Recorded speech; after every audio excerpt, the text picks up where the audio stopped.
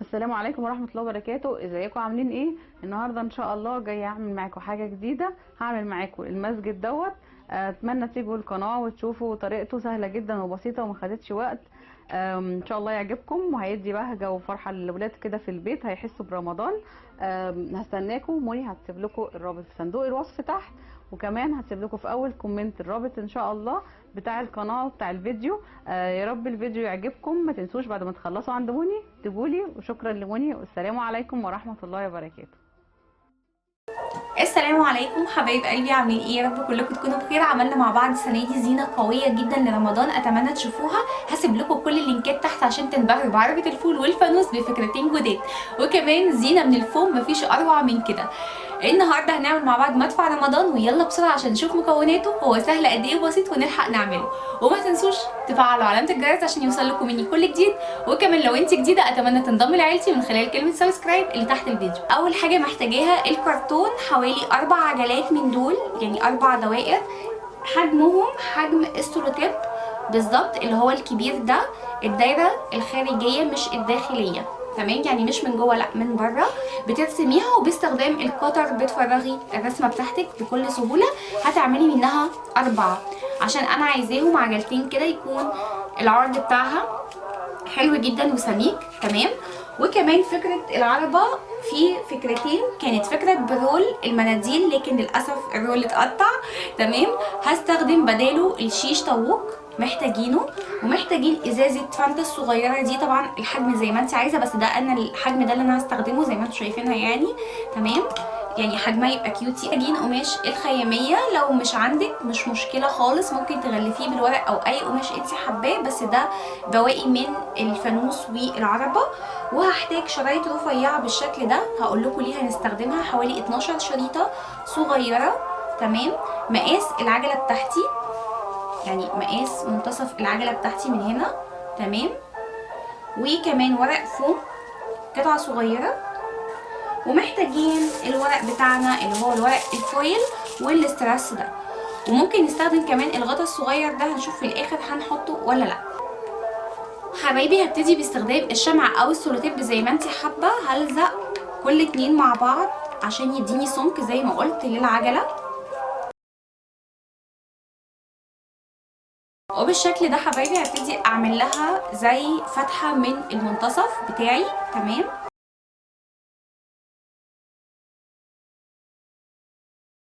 بالشكل ده حبايبي. وهبتدي ان انا اغلفها بورق الفويل بتاعي.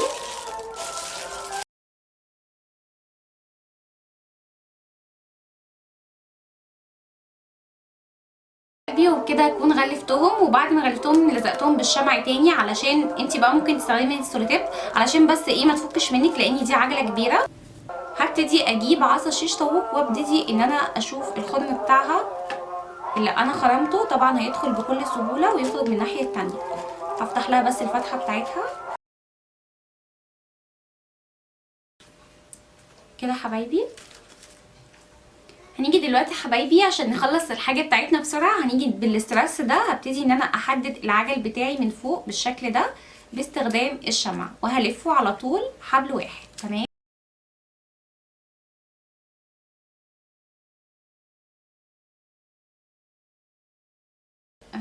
كده حبايبي خلصت. هبتدي بقى احط لها الخطوط بتاعه ملامح العجله بتاعتي، تمام؟ من منتصف العجله بتاعتي هبتدي ان انا احطها بالشكل اللي انتوا شايفينه ده حبايبي، وهبتدي الزقهم بالشمع.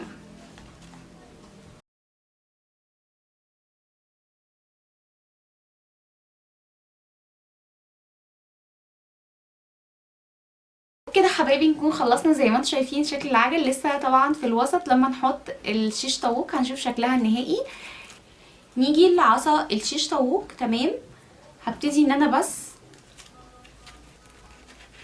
احطها من الناحيه دي عشان دي كمان هتتغلف.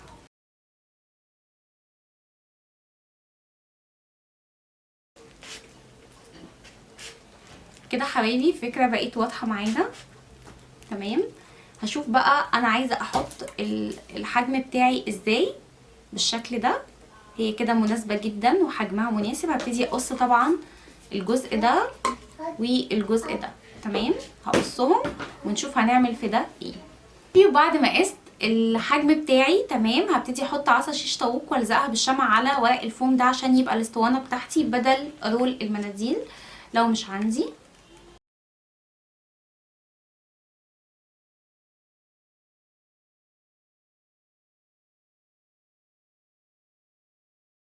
بعد ما لزقت زي ما انتم شايفين طبعا شكلها باين قد ايه الشمع، فانا هغطيه ده فوم ساده، هعمله بفوم الجليتر بتاعي طبقه كمان علشان بس تبقى متينه وقويه.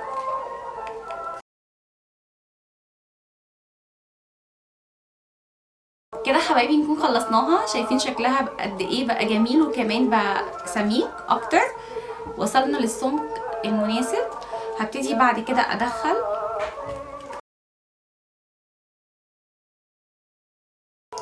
وهنا هدخل للاخر، مش هسيب مسافه زي عربيه الفول.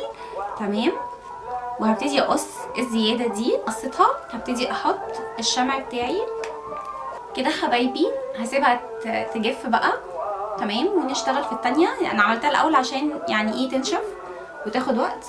هنجيب القطر بتاعنا وهنقسم بالظبط. لما تجيبيها بيبقى ليها الجزء ده من قدام، فاحنا هنحاول يعني ناخد اقل جزء.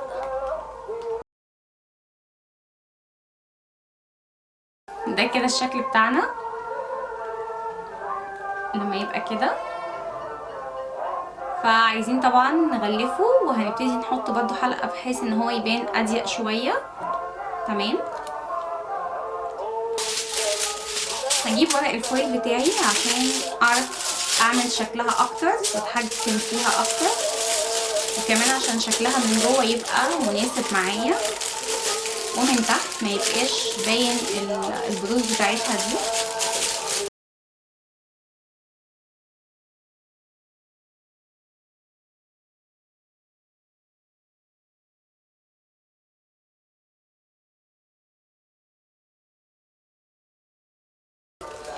كده حبايبي الفويل اللي انا شكلته، يعني السن بتاع الازازه اهو، الازازه لحد هنا، لكن كل ده فويل زي ما انتم شايفين، طبقه جامده. انت بتفضلي بقى تعملي حجم كبير كده، او تحطي قطعه فوم من جوه زي ما انت حابه.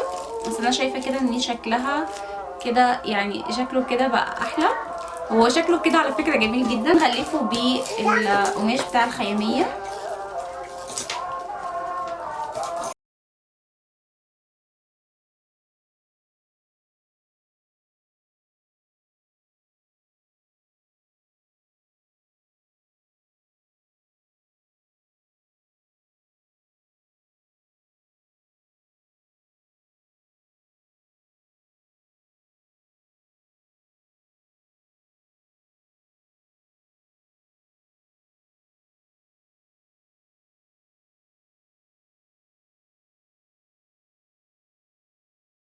كده حبايبي نكون خلصنا التغليف. تمام، وحطيت له بس استرس هنا في الجزء عشان ده كان قماش مجمعاه مع بعضه ما يبانش، وهيبقى شكله كده تمام، يبقى رقيق.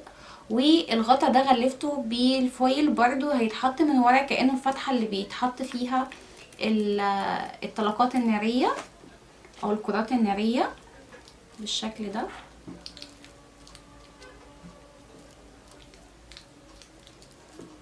وبعد كده هجيب العربية بتاعتي وهلزق بالشمع.